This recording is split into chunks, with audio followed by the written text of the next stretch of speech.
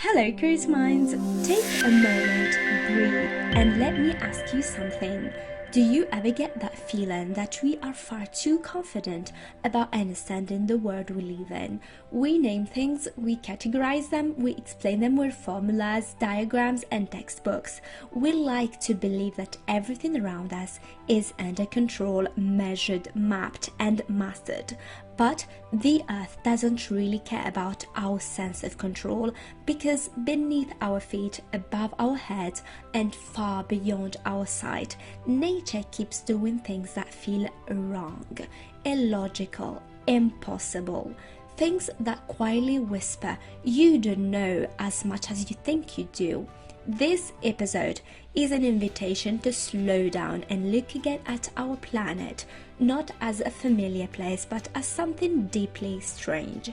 A place where reality bends, where physics hesitates, and where mystery still breathes. Let's begin. Somewhere in one of the hottest, driest places on Earth, something moves without muscles, without engines, without intention.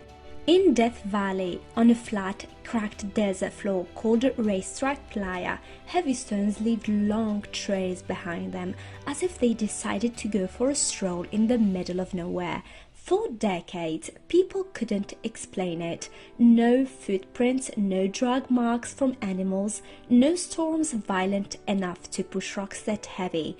The rocks didn't move often. Sometimes years passed without anything happening, but when they did move, they left undeniable proof behind them. The explanation, when it finally came, didn't make it less strange, just quieter.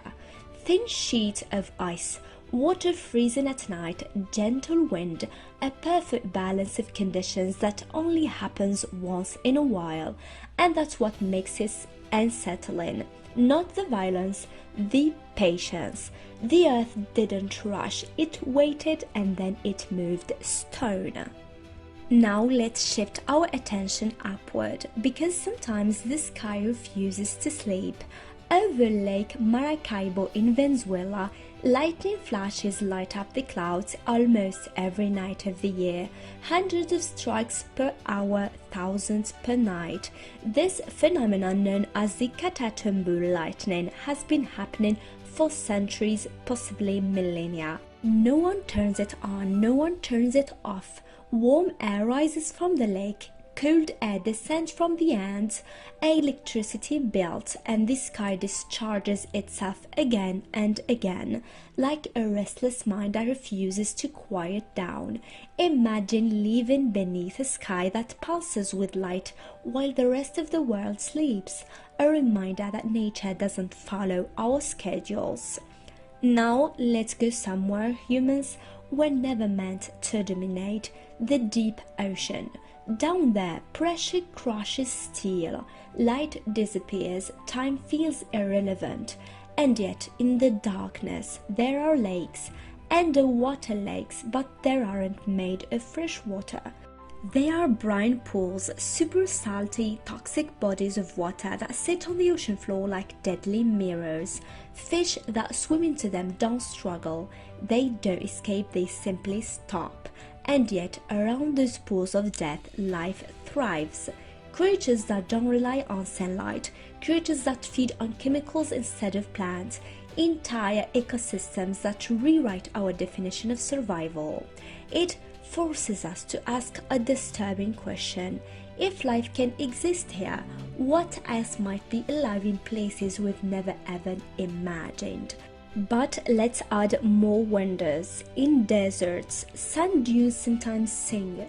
When grains slide down steep slopes, they create low haunting hums.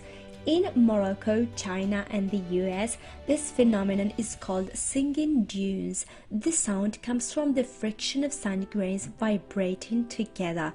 It's nature making music, impossible, eerie, unforgettable. And along shore at night, waves sometimes glow. Bioluminescent plankton illuminate the water in neon blue, a living ocean light show caused by microorganisms reacting to motion. Paddle, swim, or just watch, and the sea seems to pulse with life of its own. But sometimes the earth makes noise, low, constant, impossible to locate. Around the world, people hear something called the hum, a deep vibration like a distant engine, like pressure inside the skull.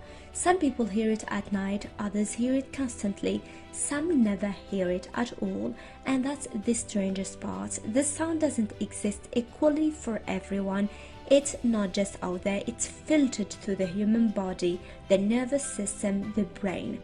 Which raises a discomfortable thought: how much of reality is shared and how much is personal? Now let's talk about the fire that refuses to die. In Centralia, Pennsylvania, a coal fire has been burning underground since 1962, more than 60 years. The town above it slowly disappeared. Toxic gases, cracked roads, smoke rising from the earth like breath. The fire wasn't dramatic, it didn't explode, it simply stayed, and it might keep burning for centuries. A slow catastrophe, a reminder that some disasters don't end, they just fade into the background of human attention.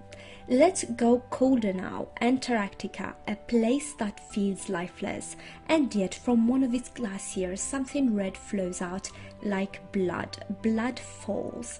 Iron-rich water emerging from beneath the ice, oxidizing as it meets the air, but this water comes from a lake sealed beneath the ice for millions of years. No sunlight, no oxygen, no contact with the outside world, and yet life survived there. Microbes adapted to total isolation, which forces us to rethink what habitable really means. Now imagine electricity taking shape. Ball lightning, a glowing sphere floating through the air, passing through windows, appearing indoors, exploding without warning. For centuries, people reported it. Scientists doubted it. Too strange, too rare, too inconsistent. And yet reality didn't care about skepticism. Ball lightning exists. Not always, not predictably, but undeniably, a phenomenon that refuses to behave nicely for science. Now let's go underground and in forest. Fumaroles, vents in volcanic regions, release hot gases, sulfur and steam. The earth hisses, vibrates, breathes, and after the rain some forests glow softly with bioluminescent fungi. Foxfire lighting the forest floor in eerie blue-green, death and decay, given life in endings. Sound can travel in ways we never expect. It doesn't always follow a straight line. Sometimes the air itself becomes a kind of lens, bending sound waves over hills, across valleys, even over water. This creates what scientists call acoustic mirages, sound that seem to appear from nowhere, as if the earth itself is whispering. Imagine standing on a quiet coastline late at night when suddenly you hear voices, not nearby but far across the water, or the distant calls of animals, somewhere amplified, distorted, and carried farther than they should be able to travel. Explorers and sailors have reported hearing storms or cannon fire long before they were visible, because the air carried the sound in strange bending arcs. Even explosions like volcanic blasts or meteor impacts can echo across landscapes in ways that seem impossible. Mountains and temperature layers in the atmosphere act like mirrors and lenses, bouncing, refracting, and amplifying the noise. To someone standing at the right point, it can feel as though the world itself is alive, sending messages hidden in plain sight. Acoustic mirages remind us that reality isn't fixed. What we hear is just one interpretation of the environment, shaped by invisible forces around us, and if we listen closely, the word can whisper secrets. Stories of faraway storms, hidden wildlife, or forces of nature we might otherwise never notice. It's humbling, because even something as familiar as sound, something we rely on every day, can behave in ways that defy our expectations. Finally, in the ocean, sound travels far through the sulfur channel. Whales communicate across thousands of miles, and sensors once picked up the bloop, a mysterious sound massive enough to suggest an enormous creature. It turned out to be ice, but the fear and wonder it created lingered. Maybe that's the point of all of this. The Earth isn't strange because it wants to confuse us. It's strange because it's old, vast, complex. We arrive late, we understand little, and we pretend otherwise. These phenomena aren't anomalies, they are reminders that mystery isn't gone, that wonder isn't childish, and that certainty is fragile. We don't live on a predictable planet, we live on a living one. Stay curious and thank you.